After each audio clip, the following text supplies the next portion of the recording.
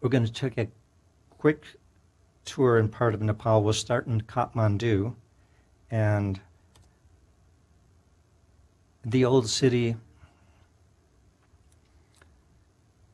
Most of the buildings are like 500 years old, even the woodwork. The first shot was of a shop there, antique shop.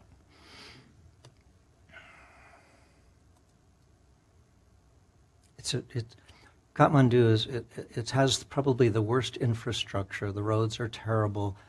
It's insanely crowded, overcrowded, hot, dusty, polluted, in a lot of ways miserable. But I keep going back because it's juicy, it's interesting, it's rich. It's kind of split between Hindu and Buddhist. So here's a sadhus, the cremation wats. Those are bodies in the yellow-orange cloths ready to be cremated.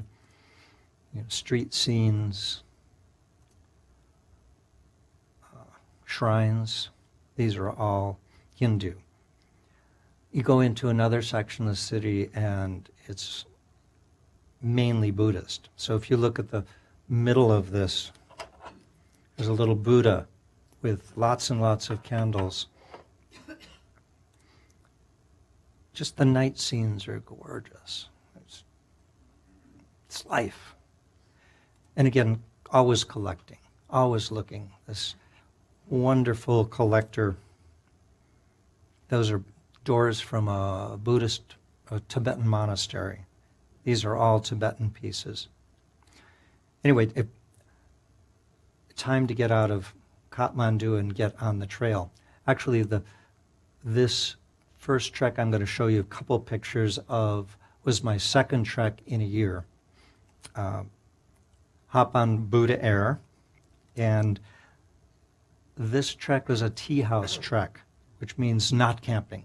You're staying in little tiny rough inns. It started with 10,000 stone steps without a landing. It was just, and they range from 2 inches to about 12 or 14 inches high, and all it is climbing steps for the morning.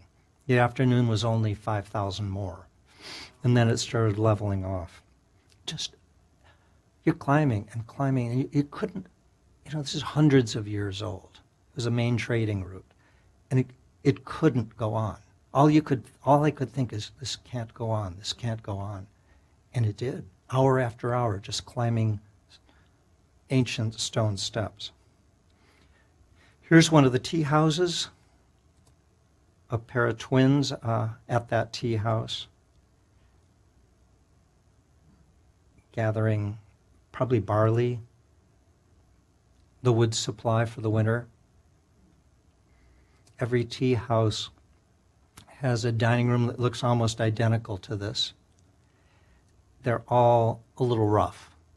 The divisions between the rooms are 1/8-inch plywood. You can hear, if there's 6 rooms in a row, you can hear everything that goes on in every room. If somebody steps on a board in the next room, your bed moves. So I found I preferred camping. So a couple images. Incredibly beautiful, the lower elevations, under 11,000 feet in this area of Nepal. I was shocked.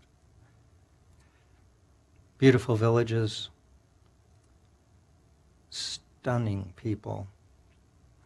So for this tea house trek, this was my group. 2 porters, a guide. So the porters are the young college kids, the guide's next to me, and the cook. So even though he couldn't cook, he was on my other big trek that happened earlier that year, and even though he couldn't go into the tea houses and cook himself, he oversaw everything to make sure it was well done and safe, and then he'd serve us. So we had a nice, as far as the 2 kids, one of them I've been helping him through college. The other I set up in a small business, which he's doing great at. the one that was going back to university, he's now become a trekking leader himself. His English has gone from barely functional to being able to write beautiful letters. So it works.